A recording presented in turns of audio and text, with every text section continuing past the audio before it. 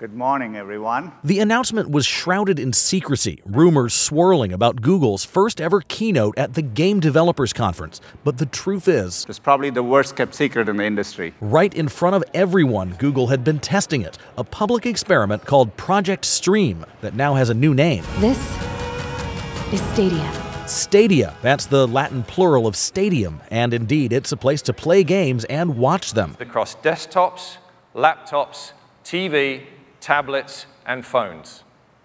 This new generation of gaming is not a box. Stadia is a streaming service. The game runs on powerful machines in a Google data center, and you see the image on your screen with almost no delay. Game streaming is one of the most technically challenging advances in computer science, and that's why Google loves these kind of hard problems to solve. It's a challenge others have failed at. And a lot of people have lost a lot of money trying to make it work. But CNET's Ian Schur says Google already forever changed email, maps, and online video, so why not games? The idea that they could come up against this industry and really try and disrupt it is very fascinating. Google's painting this as the next big moment in video game history. Alongside milestones like the Game Boy, they think the Stadia controller marks a moment we'll all remember. If your browser runs YouTube really well, it can run Stadia. With no PC or console to buy, streaming allows anyone to start playing. I think that over time, this is going to be the future of how we all play video games. Google claims the big technical hurdles are child's play for its massive cloud. Stadia is built on infrastructure that no one else has. Reducing the delay has become an obsession. It's even the focus of the new Stadia game controller. The controller connects directly to your game running in the data center. The controller is a computer itself. Stadia won't go live until later this year, but here at Google's booth, we got to try out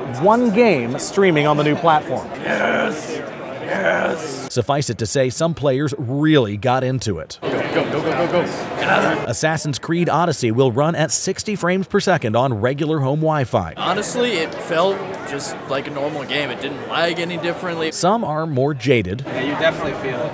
Yeah, it's like 0.1. A few tried to orchestrate their own test. Pretty good overall. I'd say I wouldn't necessarily play a shooter on it. And yet, that's what's coming out later this year with Doom Eternal in 4K. If you're going to prove to the world that you can stream games from the cloud, what better proof than Doom? Quality games could make or break Stadia, but Google's ace in the hole could be YouTube. Along with its rival Twitch, YouTube is a huge destination for video game streamers and their fans. Often when you're watching a stream, you find yourself wishing you could be in there playing alongside with your favorite creators. Now with one click, go from watching to playing. No download, no waiting. Compare that to today, where gamers are all too familiar with things like this.